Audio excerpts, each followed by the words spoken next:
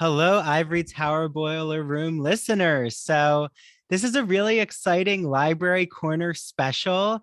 Welcome to National Library Week. So, of course, I had to bring two librarians to all of you. So, here with me is Emily Ostrander and Darla Salva Cruz. Welcome both. I'm so excited to talk all things literacy and libraries. Thanks for having us. Yes. Of course, of course. So, of course, all of us have nostalgic memories with libraries. And if you don't out there and you're listening, make some nostalgic memories with libraries after you listen to this. But I want to just know, where did you begin with your library journey? Do you remember your corner library? When did it appear in your universe? So, I'm going to start with Emily. Do you remember your first library experience? Yes, so I was in Massapequa until I was about 7. So my memories of the Massapequa Library are very kind of hazy. I know I did some, toddler programs and that sort of thing. But I know my mom told a story that the first time she ever took me to the library, it's not exactly a good story, but the first time she ever took me to a library, when she was checking out the books, I was probably like 18 months. And she popped me on the counter at the circulation desk, and the circ clerk yelled at her for putting me up on the counter. So she kind of got this feeling that library was very kind of cold and stuffy. So when we moved out to the Stony Brook area, my library changed to the MS Clark Memorial Library, and pretty much my love of libraries I would say started there, because I went to every program I could get into. As soon as I was old enough to volunteer, I was volunteering in the library, and then I just never left. So that's where I started out. Yeah. How about you, Darla? My story is not too dissimilar. So when I was very little, we lived in Holbrook. So my first library from almost before I can remember was Sachem Public Library. It's been renovated since, but I kind of have some vague memories of what it looked like when I was small. And my mom tells me lots of stories of, the different programs and books I would pick out there. And actually, the first time I visited it as an adult, I was like, oh, I kind of remember this corner. I remember these stairs. I remember the light over here, even though it's changed. When I was maybe about 3, I think, we moved to Northport. So all my memories are of the Northport Public Library and some of the East Northport Public Library. And we were also we just lived there. Mm-hmm. I did all the programs. The librarians were my friends. As I got older, I also did, the book discussion groups. I did volunteering. I worked as a page at the library when I was in high school. And then I decided to be a librarian while I was still working as a page there. Yeah, wow. That's so interesting that you both, it's always been a touchstone for your phases of your phases from childhood into adolescence and then now into adulthood, which we have to claim we're adults. But yeah, my memories are really similar. I loved the Margaret Hagan Library in South Jersey where I grew up. And again, it was in the smaller space, kind of like what Emily was, or no, Darla, what you said. And then now they're in a larger space. And I loved the toddler programs, the arts and crafts, the story time. I remember when they had the circulating audiobooks for children's books, but just that journey, I'm sure the three of us and everyone who loves libraries out there can remember just making your way through the library was such a journey, from the children's area, the children's lit area, to the teen section, to then the adult section. And I mean, I know for myself, those were really fond memories of when did you move to each phase. Yeah. And I think the teen section was so exciting because for me, it really developed my sense of horror, like being a fan of horror literature, Gothic literature. I don't know if either of you remember, but there's the Christopher Pike series. Yeah. Okay. He was kind of like Stephen King sanitized is how I would say it. But And then also, of course, LGBTQ plus literature. I was lucky enough to have those teen series. But yeah, for both of you, do you remember almost like the phases of the moon, those phases of the library sections, like when you made your way through that maze? For sure. Yeah.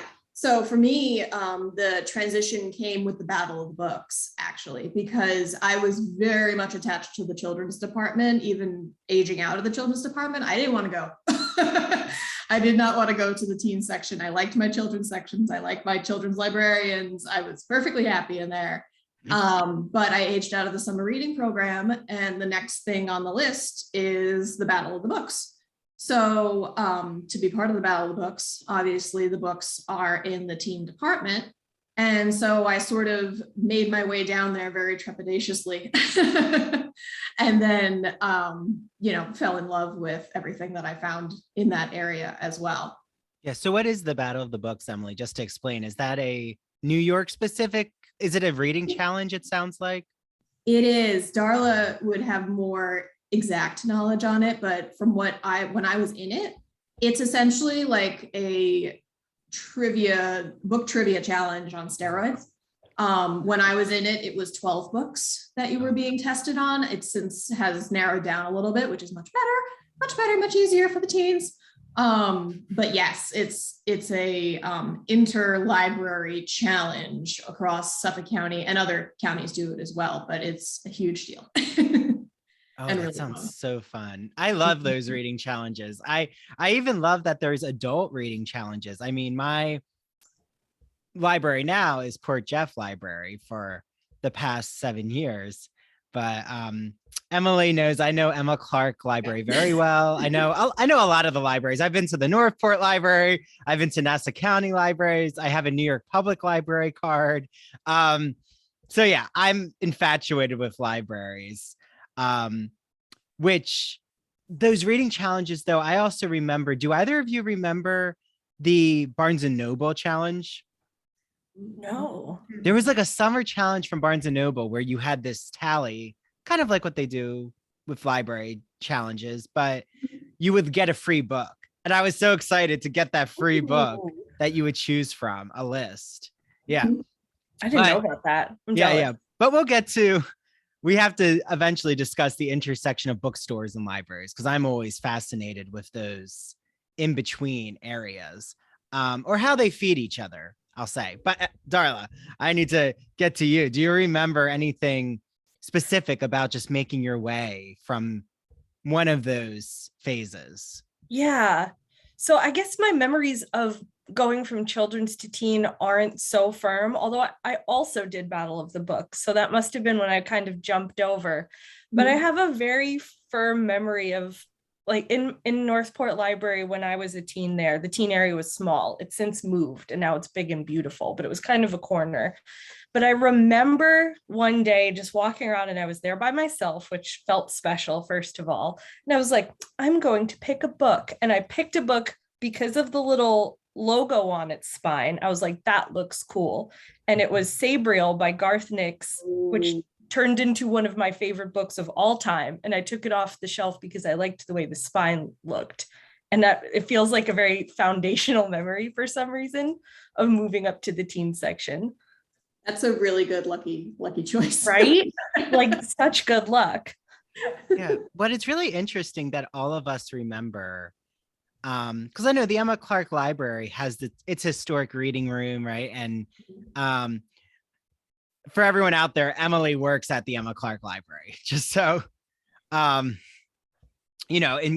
if you're wondering why she has such intimate knowledge of it. But grew up and never left. Yeah, grew up, never left. But also that reading room, if I remember, is the original section of the library, or its oldest area. Just like Port Jeff has its historic reading room. And then Darla, just for everyone out there, what library, and I know it's a little different, but where are you mainly housed at? So I work for the Suffolk Cooperative Library System, which is not, technically speaking, a public library. We serve the member libraries, the public libraries of Suffolk County. So I think it's 54 or 56 public libraries. We do collective services, which is a ton of stuff, but it includes when you do an interlibrary loan. So, your library, you want a book, they don't have it, but another library does. When you order it, it comes through us.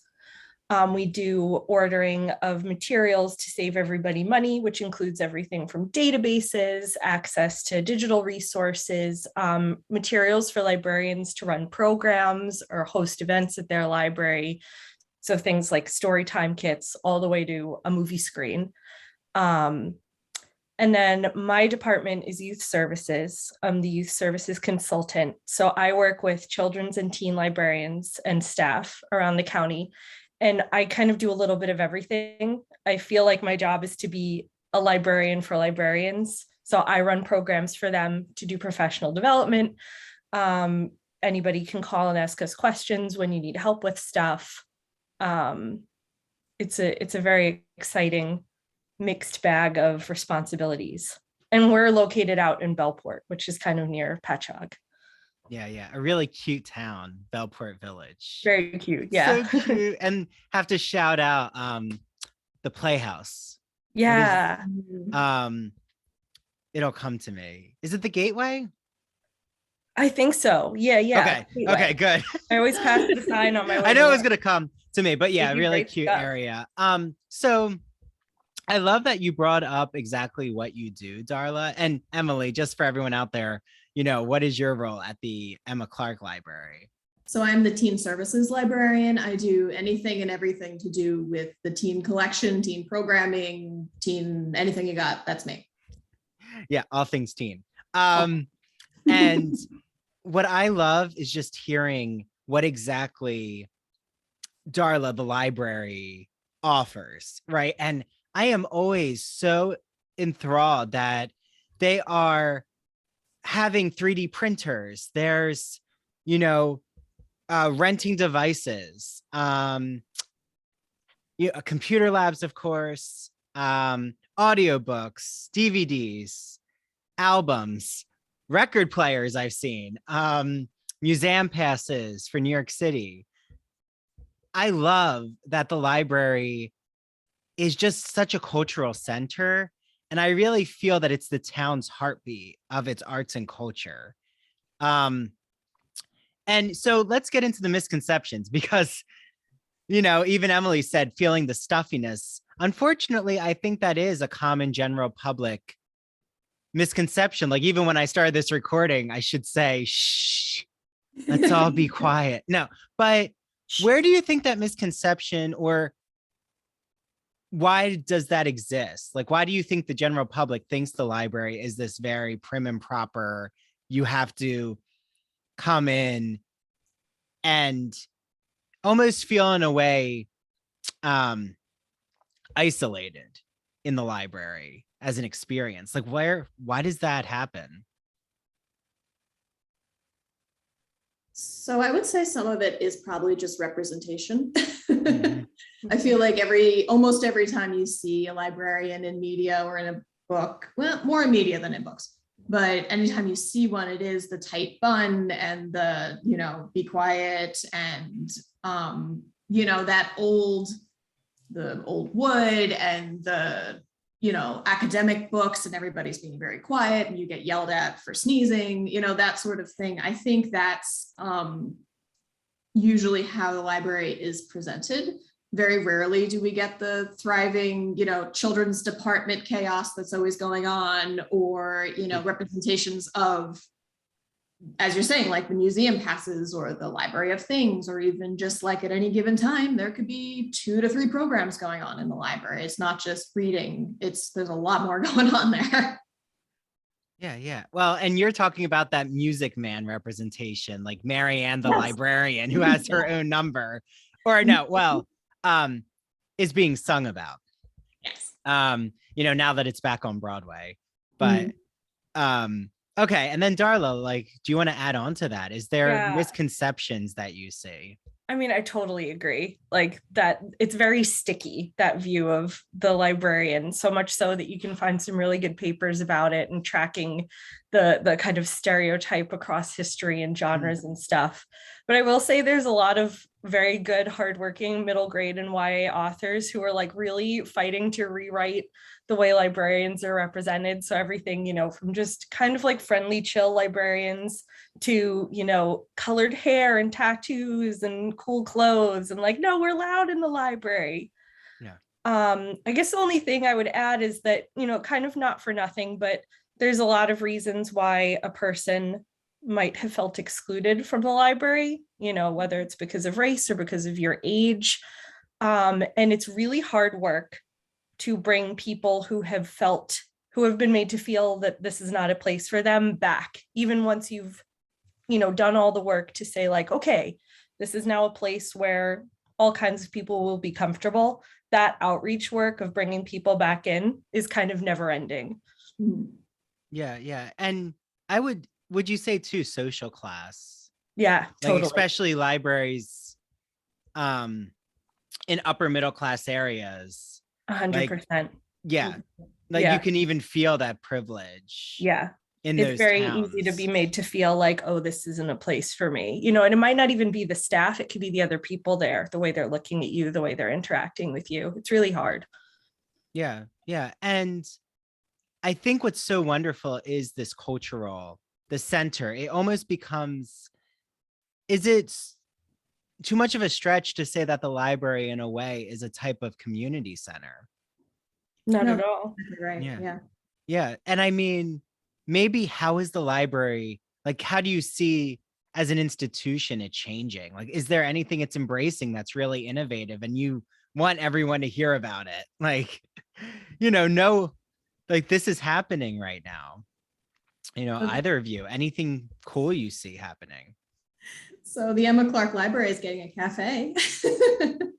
We are doing a lot of renovations right now. It's a little noisy in the library, and we're putting on an outdoor seating area with like cafe table side sort of a situation, power outlets, obviously, so you can go out there with your laptops and such. And yeah, we're embracing that libraries are becoming a bit more of a community social center to be at. So we're trying to provide that place where you can come and get a cup of coffee and then hang out with friends, as opposed to just going in, grabbing your stuff and getting back out again. Oh, that is so exciting. I have to shout out because I've worked with them. The Port Washington Library has a cafe, and I love this whole idea of the cafe bookstore in a way. I love bookstores that have coffee shops. I mean, the big one is Barnes & Noble, but McNally Jackson in Manhattan, if you haven't been, amazing. I love the Seaport one just because I do a lot of work in that area. But I love that it's becoming this, like you said, Emily, a workspace. And I feel like now we're all bringing laptops everywhere. So it's all about where are the power strips and where can I get coffee? Where can I get a book? So it just makes sense. The library's become this, like, to bring in this the younger generation too. I think it's a wonderful model. And Darla, do you see any like other innovation happening? I could talk all day because like in my job, I get to talk with so many different library staff members. We see things like outdoor experience spots for kids. Like there's these just like great little gardens where you can play, where there's sensory experiences. A couple libraries have put in kind of like museum centers where they rotate displays. Another thing I just really love, a lot of libraries, a lot of children's services departments and teen departments too, are working on making their programming as inclusive as they can, to make sure that everybody's welcome. So doing things like, understanding what kind of accommodations different kinds of people need and how to communicate to the public that they can ask for them, how to go out into the community and say like, hey, if this program's too loud, let us know, we can adjust it to make sure your kid is comfortable, whatever kinds of needs different kids in the community have, maybe like kids with autism or kids with sensory disorders. Like, it just really warms my heart how hard they're working to try and figure out how to make sure everybody is welcome. No, that's so important, the accessibility and different Yeah. learning styles too. Yeah, totally. But like my experience was my mom took me to the library as a infant. I mean, if my mom was here, she would tell you the story of when I had a temper tantrum because I wanted to check out so many things and she said no. And then I started screaming apparently. And she said, okay, you don't get anything. And then I learned my lesson. Oh yeah. Oh no. But also a temper tantrum's not right. But that humorous story aside, I would go to the library every week, up until I could go by myself. It was very Matilda-like, but with a parent who actually wanted that literacy to happen, and still love Matilda and those library scenes. But we'll have to get it. Maybe, that's a question I'll have to ask later, which is what's your favorite media library scene? So start thinking. Antennas up. But I would go to the library every week. And I think something I just learned being there so much, like my mom would go to the magazine area and there's always new magazines, right? And I would just make my way around. And I think the public always, the assumption is, this is just a fixated, static entity. Like the books are there, they've always been there, and they're not changing. But the amount of new material is so fascinating. And I mean, how do libraries, I always want to know, how do they know how much they can bring? And then how do they decide what has to go? I mean, that would make me really nervous. So, I mean, do either of you have insight into that? Like who decides the new books or the current new releases? And then how do you know how much room you have? Well, room is a constant battle. That's usually, I would say librarians that have been there for 20 years probably know what they're doing, but the rest of us kind of just try our best and hope that, people check out enough that there's space on the shelf. But collection development usually falls to the librarians, and depending on the library, most usually assign a particular section to a particular librarian. So in my case, I'm in charge of everything teen, but I'm also in charge of the 200s in nonfiction, adult nonfiction, which is the religion section.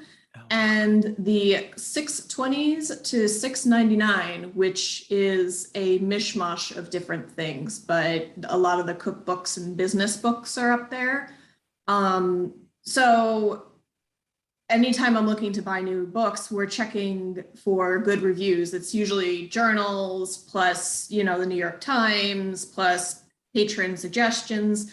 Patron suggestions actually hold more weight even than reviews do in most cases. If somebody says, I want this thing and we can get our hands on it, we will. That's a good shout out. Patrons out there, you have power. Y'all. Yeah, and also a shout out to a magazine that actually is how I find a lot of the contemporary interviews for our book clubs is BookPage. I love BookPage. I'm like, and I have the New York Review of Books, or the New York Times review of books, and then other magazines. But BookPage is just so accessible. I love, and that's always a fun monthly find at the library. And then Darla, I mean, what would you add onto? I guess just that, there's as many arrangements of this as there are libraries. In my job, I don't really have to deal with this. My book ordering, at where I work, we handle the overdrive collection for the county. And so I get to order children's materials, and I don't run out of space. So I'm very spoiled. I never have to weed anything. Sometimes things get weeded from our collection because to get into ebook pricing, like sometimes you just buy a copy and it persists forever. Sometimes you buy a copy and it expires after 2 years or so many checkouts. And then you can say like, do we want to order another copy? And if it hasn't circulated, you would say no. That's the closest we have to do to ever getting rid of a book. Yeah. And for all of those out there, Overdrive, can you just like kind of explain what it is? So it's like our digital branch for Suffolk County is probably the easiest way to explain it. It's an ebook library. The website is Overdrive. The app is now called Libby. I think they're officially all switched over. And you can check out ebooks and audiobooks using your Suffolk County library card. Lots of other counties across the country use Overdrive as well. But we have a really big and really good collection. I use it constantly. Oh my gosh, that app is amazing. I love the app. I am always like right now I have some Gregory Maguire. I have that new memoir called, I think it's called The Power of Fun. I hope so. Which looks really exciting. Some empowerment and getting yourself organized around the pleasure principle. And then I'll do a lot of our book club choices, the audiobooks. Their audiobooks are incredible. And and I think Libby is pretty national. It's an app that's not just county specific.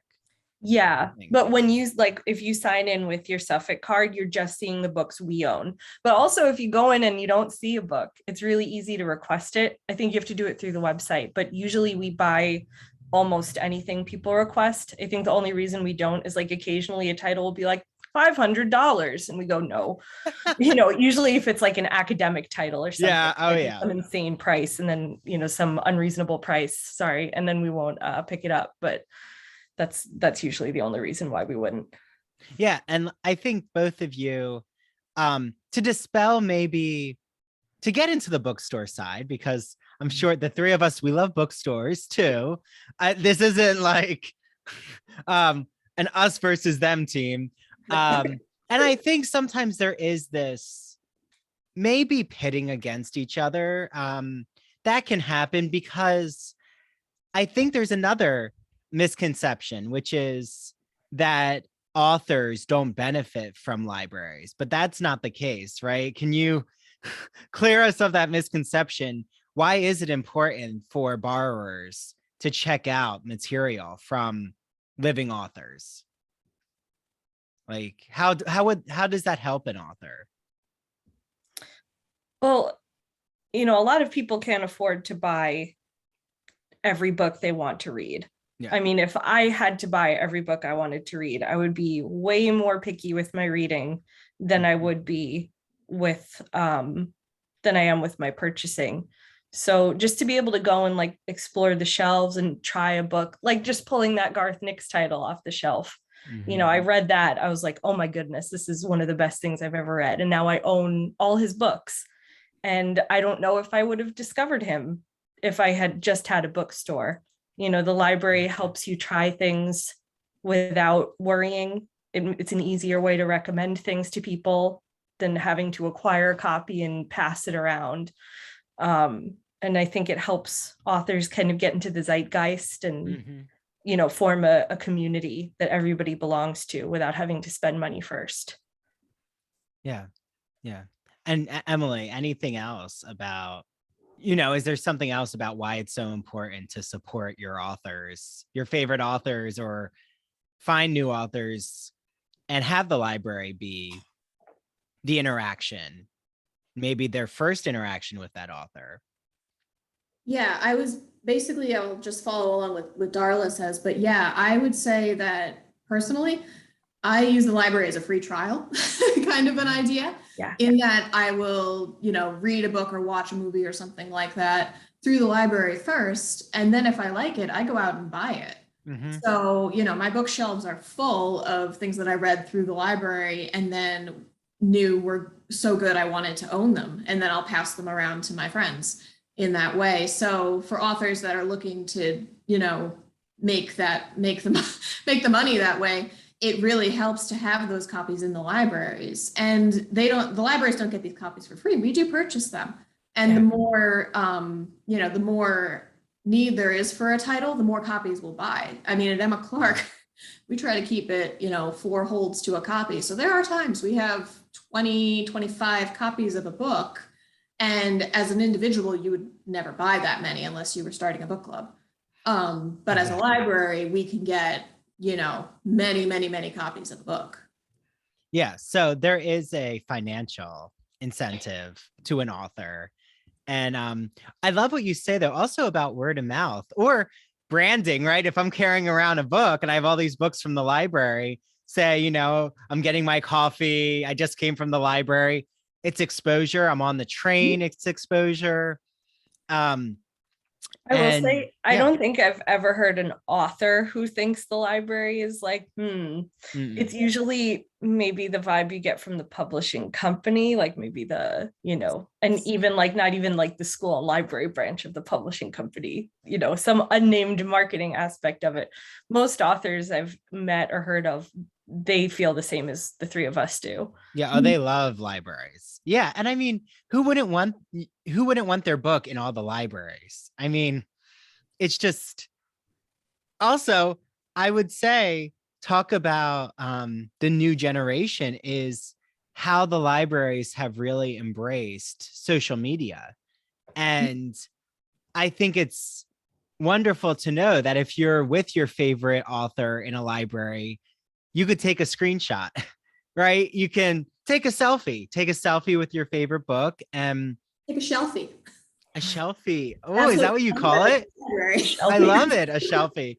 And all the programming. So maybe is there a program that, is at Emma Clark, right? You're there, Emily, or Darla, a program that you've just seen with the massive amount of libraries you interact with. I think you said over 55, which so many. And Suffolk County and Long Island has so many libraries. I love Long Island's libraries. They're doing it right, ladies and gentlemen, and all people out there. Long Island has some really great literacy programs. But yeah, so what program would maybe surprise us, or something you even interacted in or taught that, we wouldn't suspect? Is there something that just was really enjoyable that the library offered? Some libraries offer bus trips to see Broadway shows. I've never gotten to go on one, but I was so jealous when they were happening at other libraries. And they're discounted, right? Yes, they're discounted. So if you've ever wanted to see a Broadway show, but you don't want to drive into the city or you don't want to take the train, the libraries can get you in there with a bus. I know they kind of shut down with COVID. Obviously, Broadway shut down with COVID. So for a while, that hasn't been going on, but I have seen some libraries starting back up with the bus trips. So, check your local newsletters. Yeah. And, I'll get to you, Darla, but that kind of triggered my memory of what I've seen just on Long Island. Like there's been cooking demonstrations or, oh, I know. I took a meditation class.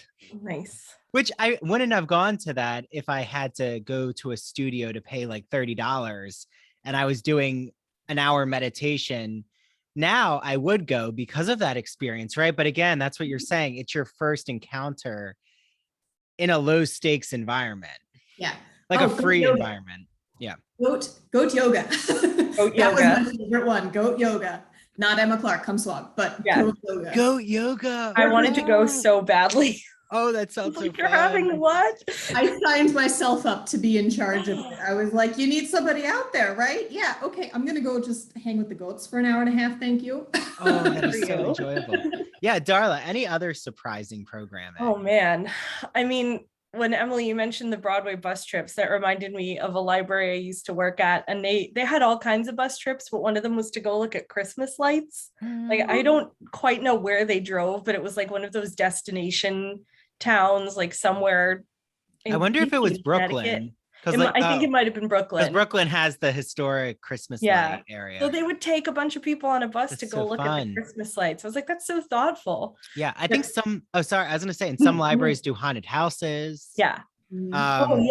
We have libraries, like I talked to this one librarian and they put together an AR augmented reality scavenger hunt, and they put it together in-house. They made it like tip to toe, the whole thing themselves. It was such a good idea. It was so like creative and cool. Oh, so fun. Oh my gosh. So again, though, the programming is not just for children. There's adult programming. There's you know, like I said, there's so many, and this is all libraries. I was so surprised just how many classes are going on. Oh, learning a new language. Yeah. And tech classes. Yeah. Just learning computer programs. Yeah. We just had a training where it was ideas for summer programming. And this one librarian from upstate, I don't remember what county she was from, but she told us about a program that she put together herself. I believe she did it all herself. And it was like a book subscription box. And she would put curated titles in a box for her teens, send it out, like little tchotchkes and goodies in the box with it. And she would track who had read what and what genres they liked. And I think she said she did it like every other month. And it was just such a loving program, such a really like heartfelt thing that she did for her teens. And everybody on the call, there were like a couple hundred librarians on the call. They were like, wow, we love that. How'd you do it? She got a million questions. Like, what kind of boxes did you use? How'd you track the books? What program? Yeah. Oh my gosh. It was very cool. That's such a creative, but again, there's so much innovation and just these creative brainstorming sessions. I love it, like a subscription service. I mean, who would think that? Okay, so we've talked about misconceptions. Now I have to ask you both, what is a humorous story?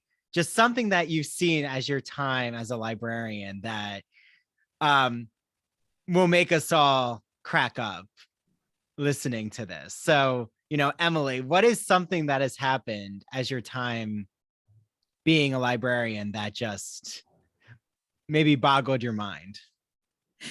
So I have two fish tank related instances, which were something. So for those who don't know, we have a fish tank in the children's department, which is great. And most kids come in, they take a look at the fish, they love it, whatever. But over the summer, I would say probably about 6 or 7 years ago, I don't know what was going on, but this fish tank was getting far too much action in the wrong way. We had a bunch of pretty tropical fish and one pleco, which is basically like a catfish. It cleans the tank. So every day you see the pleco. One day we come in and we look and we say, there are 2 pleco in this tank. Why are there 2 pleco?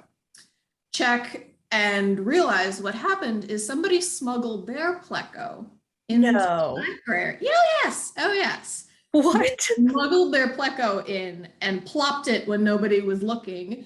And now we had 2 pleco.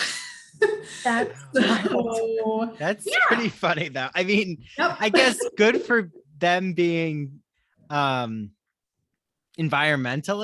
I mean, I guess at least it was the fish tank and not the pond, because the plecos would survive in our pond. But yeah, we were like, wow, that's something that you thought, let me just toss my pleco in the library's fish tank. Yeah, that's some aquatic ingenuity there. And yeah, but like to actually bring in the fish. I know, that's the thing. None of us saw it until we checked back later, and we were like, how did we not see this happen? Yeah. This person with like a cup of fish just kind of dumped them. Bring your own fish in your handbag. I don't know what's happening.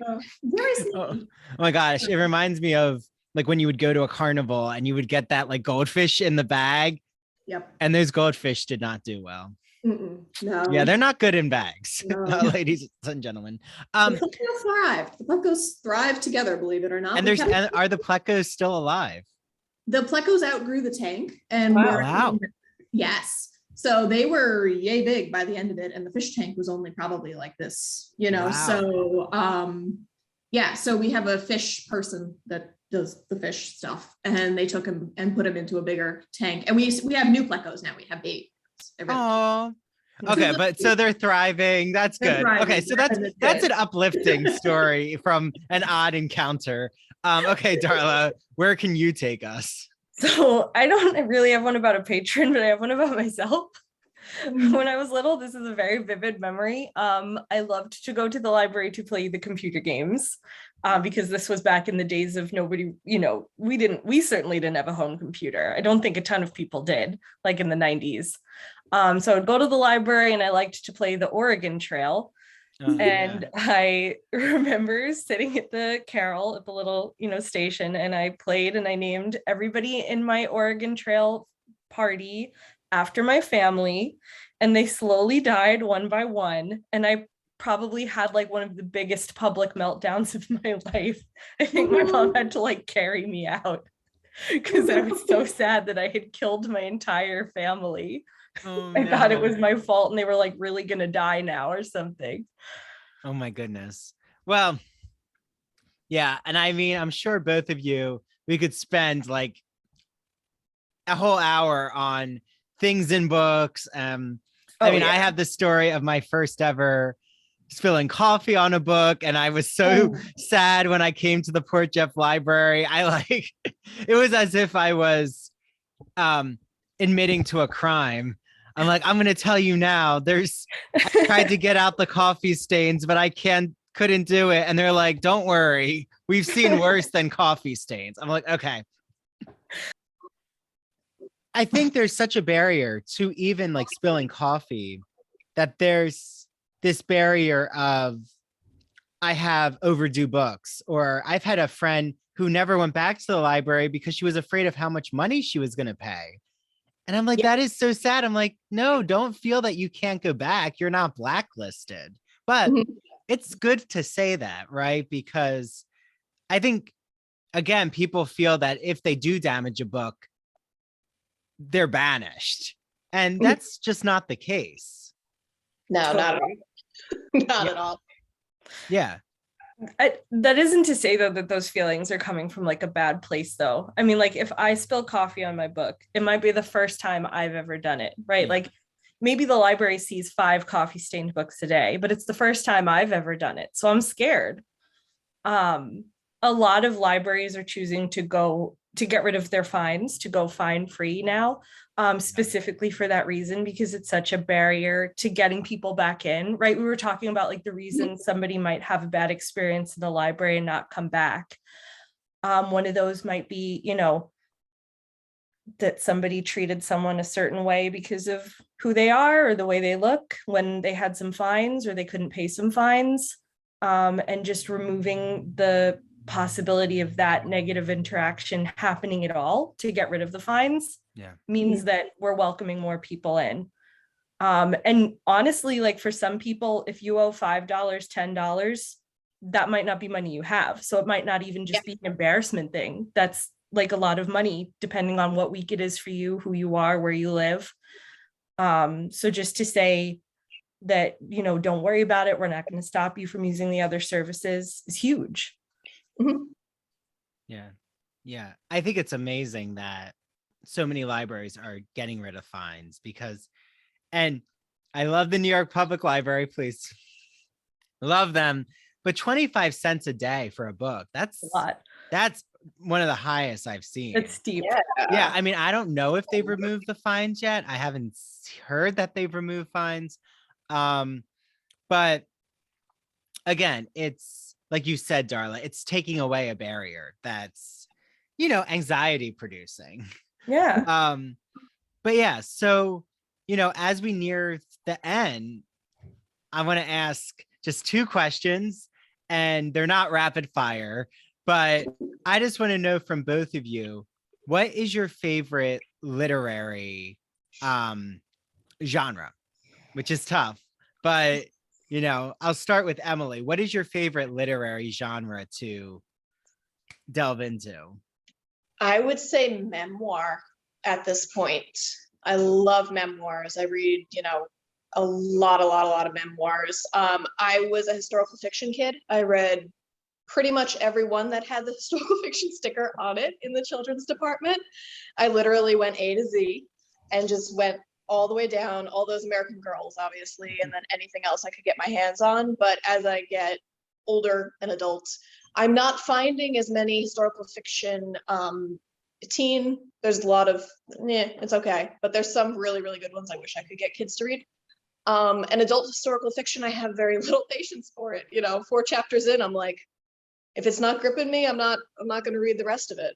But memoir, I definitely read a ton of memoirs. Educated.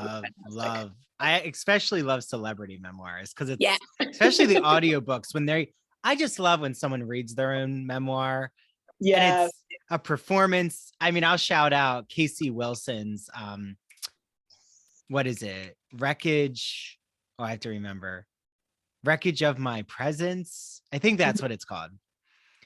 Sorry, Casey, if I got your memoir title wrong, but it's really good.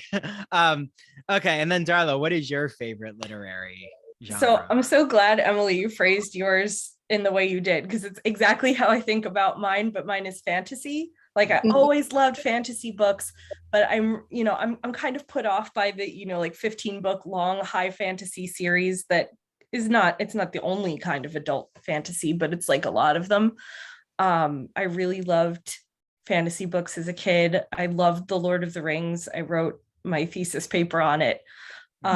These days, I read a lot of nonfiction when I'm reading adult titles. I like to listen to it as an audiobook, and I like to read it.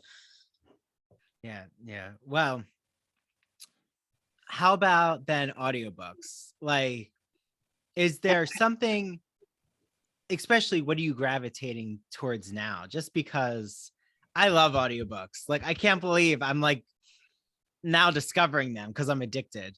And I like that you can incorporate it into different areas of your life too.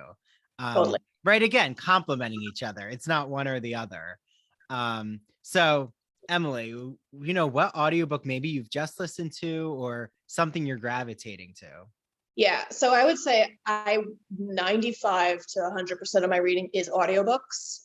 Believe it or not, when I was a kid, I read print books like all the time, but then as soon as I got into college, I kind of lost that drive.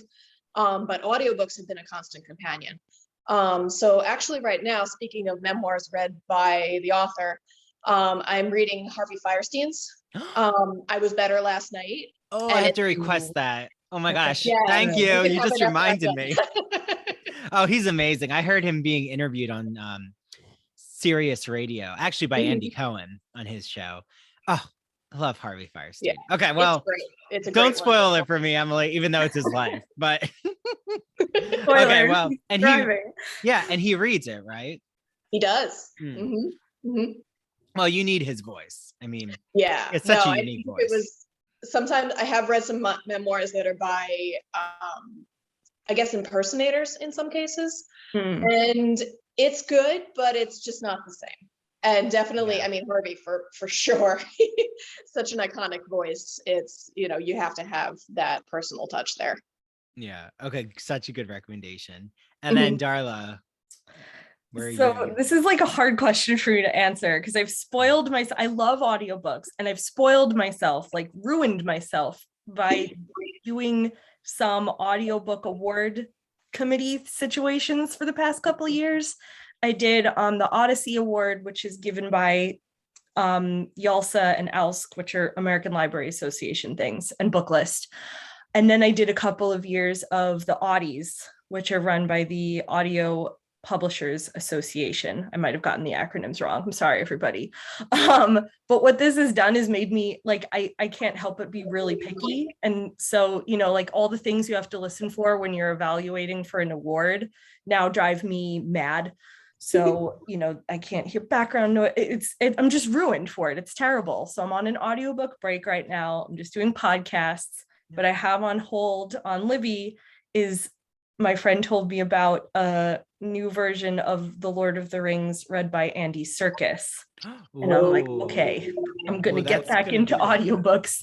And Gollum and The Lord of the Rings. Well, that's also like, I love that they have the classics being read by Cate Blanchett or I just heard, well, right now, I'm listening to Alice Walker read The Color Purple because I'm teaching that to my students. She is just so good. That must be good. And again, like I've read The Color Purple, but hearing it, I just feel that it brings a new level to read it and listen, because Totally. there's ways of her narrating, and I understand now the characterization in a different way. Like they're two separate entities, or two separate almost beings, you know? Yeah. So yeah. This was so exciting. Had so much fun. I can't believe we're out of time, but I'll have to have you both back on for another library related theme. Yeah, so thank you, Emily. Thank you, Darla. Also, if you want to shout out, where can people follow you? Where can they follow your library? So I'll start with you, Emily. How can these listeners get your social media? So I would actually suggest follow the library because I'm on there frequently. I am not shy of putting my face on the library's social medias or the programs that I'm doing out there, or my recommendations. So I would say follow the Emma S. Clark Memorial Library. We have a Facebook, an Instagram of Emma Clark Library. There's a Twitter that's very active at times. We have YouTube channels, but they don't have as much on them. But yeah, I would say definitely follow the Instagram, the Facebook, the Twitter. We're all over the place, and I'm on there all the time. Great. Okay. And then for you, Darla? Yeah, I'm kind of off social media right now personally. But you can follow, we have kind of a youth services Instagram account for my department that's at Suffolk YS on Instagram. And then you can follow, I think, on pretty much all the social media platforms, Livebrary, Liveberry. That's kind of what we call ourselves where I work. So, liveberry.com is the hub of all the, you can access Overdrive through there. You can access all the databases. So you can follow us at Livebrary on various platforms. I love it. Okay. Well, thank you so much. But thank you to just such an exciting conversation. I knew we would have fun. Once you start talking about libraries and books, and we could just keep going. And I will make sure that I tag what you shouted out. I'll tag Emma Clark, of course. I'll tag Fort Jeff. Shout out to my libraries out there. I will tag as many of you as I can. And yeah, I can't wait to have you both back on again. Have a great rest of your National Library Week. Thank you, Andrew. So much fun. Thank you. Bye, listeners.